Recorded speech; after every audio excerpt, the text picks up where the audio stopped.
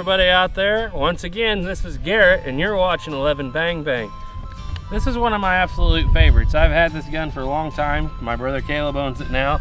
Bought this gun probably 15 years ago because I wanted a Winchester Model 97 and I couldn't afford a Winchester Model 97. So I shelled out a grand total of $110 for this Marlin Model 42. There are some safety concerns some people have with these guns, and I will get into them at the end. Let me just start out by saying I've done all the safety checks you can do on this gun. I have run probably 1,000 shells through it at this point over the last 15 years. I've shot pheasants with it, I've shot quail with it, I've shot skeet with it. I've done just about everything you can do with this gun. It is based off of a gun that has a lot to actually do with the Winchester. This is not a Winchester 97 clone in any way, shape, or form. This gun is actually based on the Marlin Model 1898, which, yes, Winchester came out with the Model 97 in 97, and it was a very popular gun. It was based on the Winchester Model 1893, and Marlin was hot on their heels, but they couldn't use John Browning's patents. So this is a completely different gun. All right, now this gun actually reminds me a lot of the modern Mossberg because you're not fighting a loading gate like you are on the Remingtons. Just slip you some shells in there, 1, 2, and this gun does not have a plug in it anymore, I don't believe, so we should be able to load it up. 3, 4, 5, 6, and there it is, guys, 6. All right, I'm going to show you this. Now we're going to hit the button. You want to keep your thumb back, and we're ready to go. Or, for safety's sake, carry it on half cock. Gun cannot fire on half cock. All right, let's shoot some stuff. All right, guys, we're going to be shooting steel today with birdshot. If you're going to do that, eye protection is important because it will come back. And if you're shooting steel with anything, really, you should wear eye protection. Got my ears in. We're on half cock. Let's make some steel ring. Man.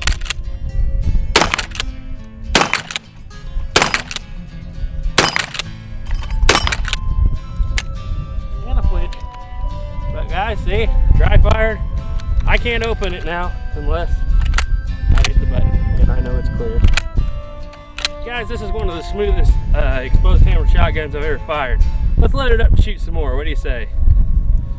All right, there are some safety issues with these old Marlin hammered shotguns. And those safety issues come from the original Model 1898. And on the original 1898, the reason they're worried about safety is the unlock for the slide is a button that is actually right here on the receiver. And there was not a safety disconnect in these guns, guys. And so what would happen was people would bump that button, it would unlock the receiver, and then if they went to shoot it, it would actually go off. Now, I've never ever seen a record of anybody actually blowing the bolt out of the back of this gun, but it could go off out of battery. Now, if you look this up, you will find in forums and everywhere on the internet that everybody's uncle or everybody's grandpa, there's probably literally more stories of the bolt flying out of the back of this gun than there are guns that were ever made of this model. The fact of the matter is there's 1 or 2 stories, and probably 50 people on the internet have taken that story, claimed it as their own, and then told it over and over again.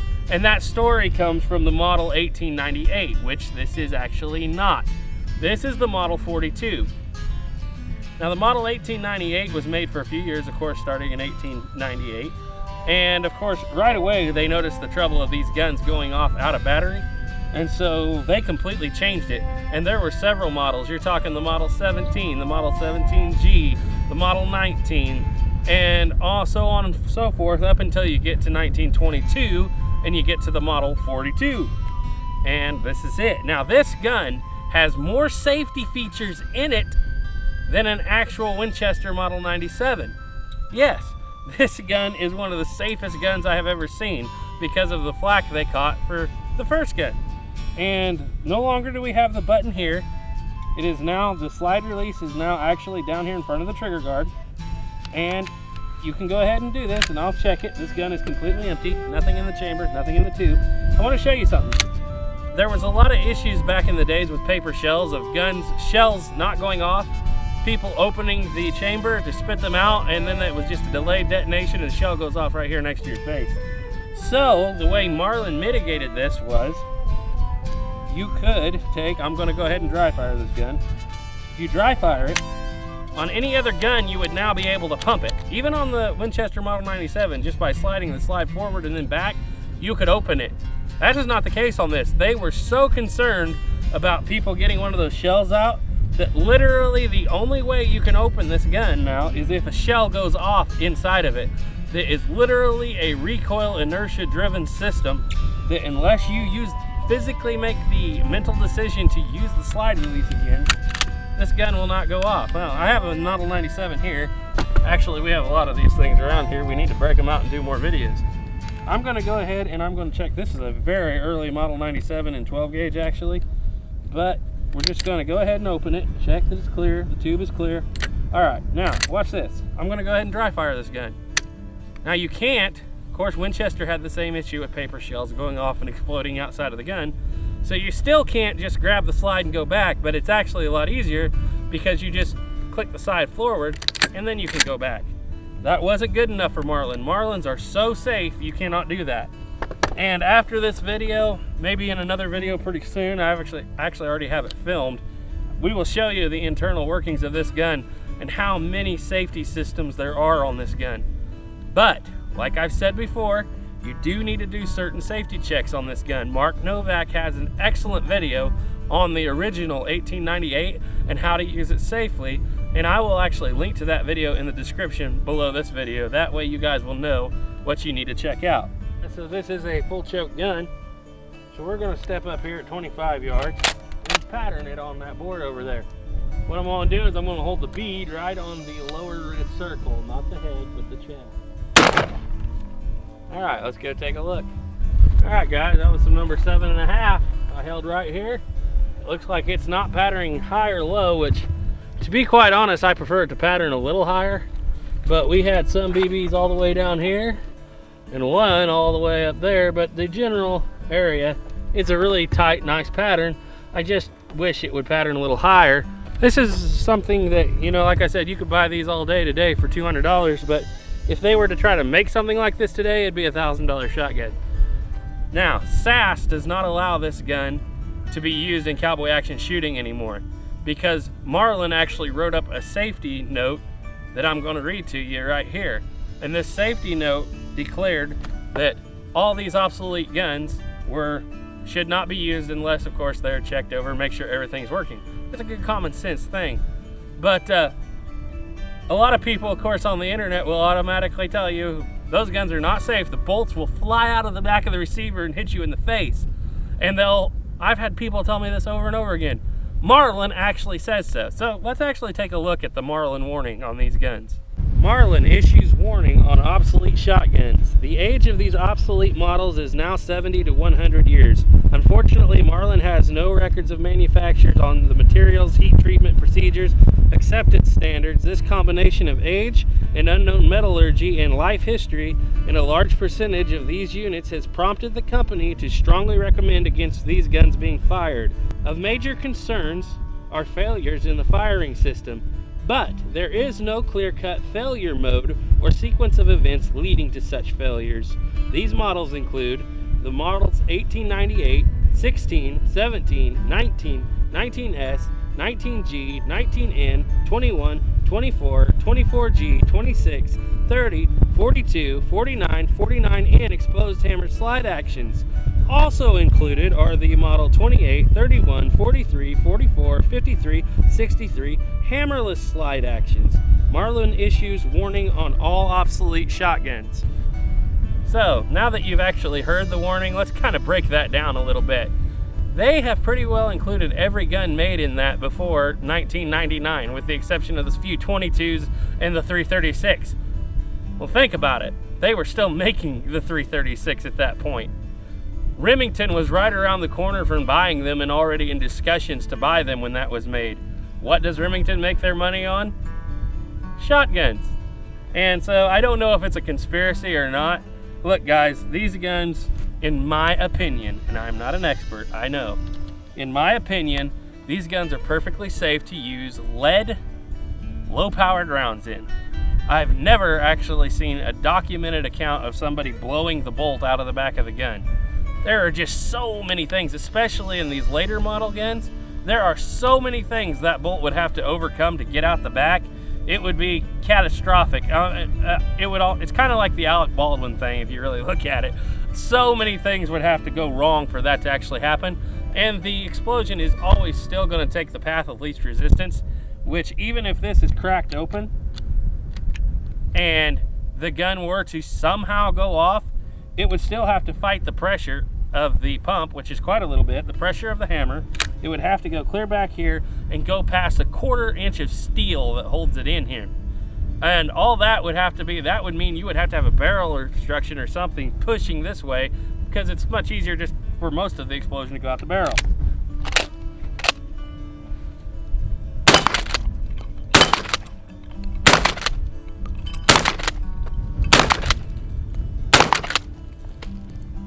If there's one thing I'll say for the design of this gun that I don't really like, it's how linear everything is. And even these low brass do kick pretty hard because everything is straight back. There's not much comb drop or anything.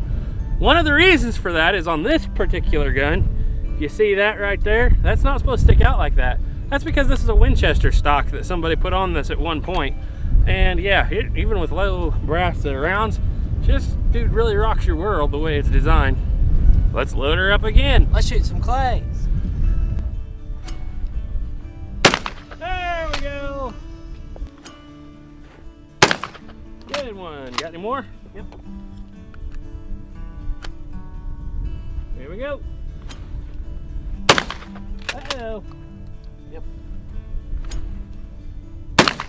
Boom, shakalaka. Now remember how I told you that the Model 98 had the issue of you could hit the button, which was right here in a very handy place, and you could accidentally crack the, slide open just a little bit, and if the gun went off, it could go off out of battery and shoot the bolt back, probably to here, probably skin your thumb up. If your thumb was up here anywhere near the hammer, it would probably really skin your thumb up, but I seriously doubt it would come out the back. But let's look at this gun. What happens if, all right, completely closed, the hammer, this gun is clear. I just checked it. Let's check it again just to make sure. All right. The hammer can fall, of course, if you pull the trigger. The gun can go off. All right, guys, if you remember how I told you that the button on the Model 1898 was right here and could easily be pressed, which would actually, you wouldn't even have to move the slide. It would have unlocked the gun. And then this thing with slam fire capabilities, the 1898 could actually go off. You pull the trigger not knowing that the bolt was unlocked. So let's take a look at this. Let's say that we open it up. Let's just go ahead and check it. Completely clear, tube is clear, nothing in there. All right, I'm gonna dry fire it. Okay, so this bolt is completely locked up. It's absolutely can fire. But let's say that we have the hammer even cocked. You can't open the bolt with the hammer cocked. That is a safety that's in there. All right, let's open the bolt just a little bit, say right there. Now watch. It cannot fire anymore unless it's locked. There, you heard it lock. It'll fire. All right, guys, we got a few rounds left. Let's clear some cans up.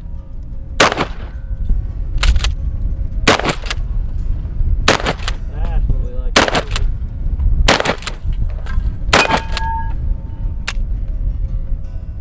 All right. This gun is just as safe, in my opinion, as an 1897.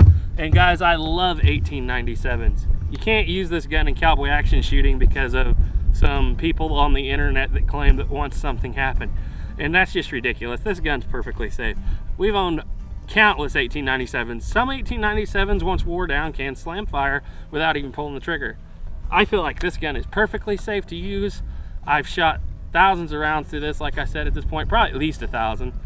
And I keep it low pressure, you know, we're not shooting any 3-inch magnums out of this thing or anything like that. Get you a good 2 3/4 inch shells. This gun actually even feeds aluminums. Guys, just get you some good low brass aluminum shells if you got one of these, of course. Look it over, do the safety checks like we've talked before, or have a qualified gunsmith check the gun over.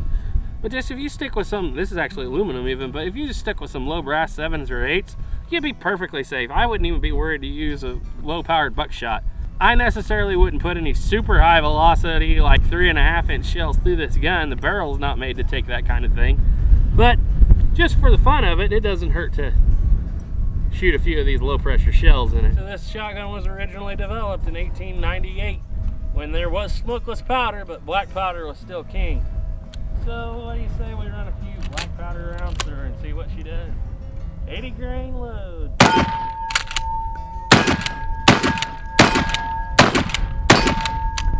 And click. That's all we have for today. Wind's really starting to kick up. You might be hearing it on the camera. Okay. But this is the Marlin Model 42, designed in 1898, improved till 1922. I believe they made these from 1922 till 1933, and then they went on to another model. This gun, guys, I've had this gun for so long, I've shot it for so long, I'm not one bit scared of it, not if you know what you're doing. You use the common gun safety rules. You never put your finger on the trigger until you're ready to shoot. You don't point the gun at anything you're not willing to destroy, and just use some common sense about the shell. And like I said, guys, there are so many safety systems in this, I'm not scared of it one little bit. Anyway, this is a piece of what I like to call history of the New West. This isn't something that really shaped the way, but neither was the 97. Those guns came right at the turn of the century, and they just became a part of, they just rode the tail end of the Western legend, shall we say. This is a cool piece of New West history, and I really do enjoy these guns, guys. If you ever get a chance to shoot one, make sure, of course, that you go through it and make sure it's safe, just like the video of Mark Novak that I'll have down in the description. If you won't feel comfortable with that, take it to a qualified gunsmith, make sure it's safe. But listen, guys, go out there and have some fun with the old Marlin shotguns. They're not all trash, I promise you. Anyway, trust in God, keep your powder dry. Thanks for watching. Bye. See you later.